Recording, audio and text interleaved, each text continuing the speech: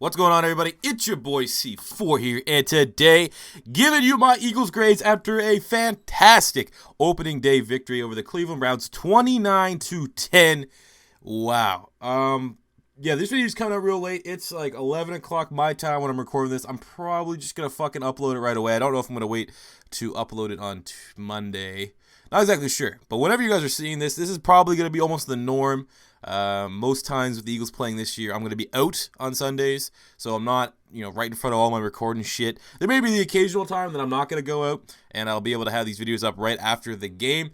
But let's fucking talk about it, guys. We're going to do our cheap YouTube commentator plug here, and if you enjoyed seeing Carson Wentz and the Eagles get out in their win, how about you smash the like button, huh? Smash that like button. But today we're going to be taking a look at the grades and kind of just a review and synopsis of the game. Fantastic performance on all regards. I think there's really, when I go through this, two areas that I was a little bit concerned about. But for the most part, man, everyone did their job. It was a game that we almost expect to win, even though a team, this team has not a real high level of expectations from the fans. We know it's pretty much a rebuild year. We can definitely compete in the NFC East. I mean, both the Cowboys and Giants didn't look that great today, to be honest. Totally teams we can beat. We have to wait and see what Washington looks like against Pittsburgh on Monday night. But right now, man, Philly is with that defense. That fucking defense, though. I'm so glad I took them in all three of my fantasy leagues. That defense is going to be very good, even with a couple weak areas for the most part. Man, you're not going to be able to run it against them effectively, and we're going to get enough pressure and we have good safety play that we should help our corners out a little bit. But yeah, we'll jump right into the grades here. Quarterback, I gave Carson Wentz a B+. 22 out of 37, 278 yards, 2 touchdowns, no interceptions. Nearly the perfect game. I would have gave him an A, but I thought a couple of the times, he held on the ball a little bit too long. You still see the tendencies that he's going to get hit, man. Maybe that's definitely a learning curve and something he's going to have to get better at and adapt to his game. But, man, maybe even I could have given him an A. Maybe I'm being a little too harsh giving him the B+. But because he did everything we asked. He broke basically any rookie that has ever started at the quarterback position for the Philadelphia Eagles. Carson Wentz now holds the record for that. He did turn the ball over, which was phenomenal. He didn't take off and run as much as I want, but is that a good thing or a bad thing? Most times, if a quarterback breaks off for a run, it wasn't a design run. I don't think he had any design runs. But I do think, that's an element of his game that he definitely has that he didn't use. So I don't think we saw the full arsenal of Carson Wentz. You know what? Fuck it. I'll give him an A. Bump that up from a B+ to an A, man. There's nothing. Now, there's maybe one or two throws or one or two plays that I was like, Wentz, what are you doing? But that's a lot better than, what could have been. If I missed this game, you would have said, man, Carson Wentz, Eagles won the game. Carson Wentz, had 215 yards, 1 touchdown, 2 interceptions, and, 30 rushing yards. Would you be impressed? I'd say, yeah, man, that's pretty much what I expected. A guy coming out of North Dakota State, a huge jump up in competition. That's probably what I would expect from him. And then when you say he went 22-37, almost 300 yards, and 2 touchdowns, no interceptions, I'd be over the fucking moon with that. Luckily, and we got the win. We got the fucking win with that. So, yeah, fuck it. I'm bumping it up. Carson Wentz with an A grade. Running backs, I'm giving them a B.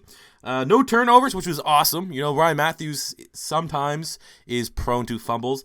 He finished with 22 attempts, 77 yards, and a rushing touchdown. Kenyon Barner, 4 attempts, 42 yards. I think this head of Mathews, that 300 attacking beast, 3-headed between Mathews, Barner, and Darren Sproles will certainly be effective. We're certainly going to have to rely on them. You get Wendell Smallwood, who you can also throw into the mix in case, someone starts to get a little run down or injured.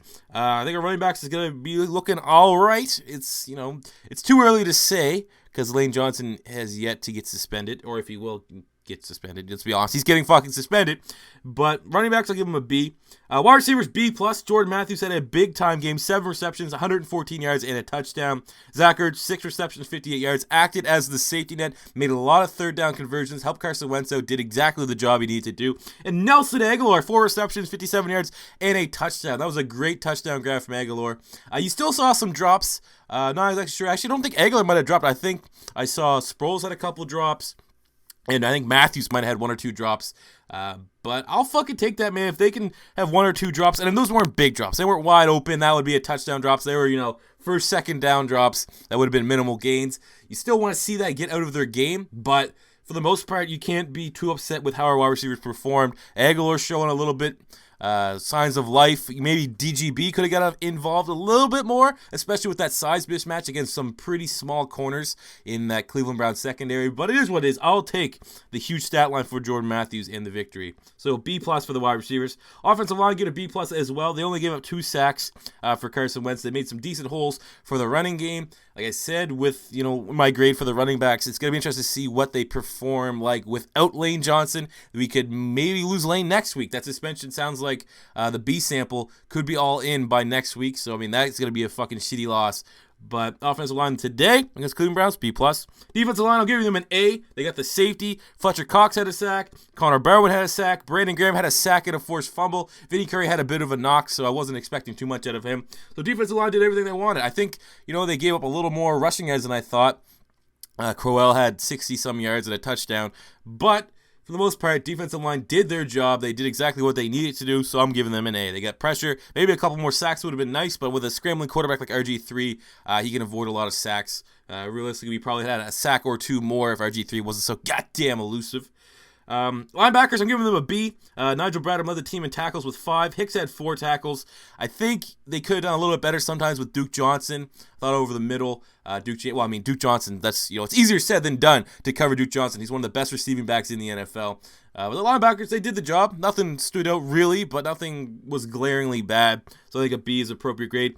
Defensive backs, I give it a C+. Rodney McLeod was phenomenal. I was debating giving him the team MVP. 4 tackles. 2 of those tackles were big-time hits. He also got the interception on RG3. Nolan Carroll, on the other hand, did not have the best of game. He got absolutely fucking twisted up in that big pass to Corey Coleman. That was really it. I mean, the deep ball was always, Cleveland's main weapon, and they got it a couple times, which is a little disheartening to see from our corners. But for the most part, man, they only held Cleveland 10 points. It is what it is. It wasn't maybe the prettiest, but they did the job, so C+ for them. Special teams, a B. Johnny Jones, 49 yards, punt average. 3 of his 6 punts landed in the 20. He's very consistent. Sturgis, 2 of 3 on field goals, 3 for 3 extra points. That 1 field goal miss, little call for concern. Basically, the only 2 guys that I had to kind of question was Nolan Carroll's performance and Caleb Sturgis. You got to make that fucking kick, buddy, or else we're going to bring Parkey back.